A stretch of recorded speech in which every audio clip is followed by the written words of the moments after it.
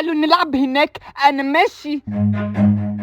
خد يلا، انت رايح فين؟ الحق يا مامي. في ايه يا بت؟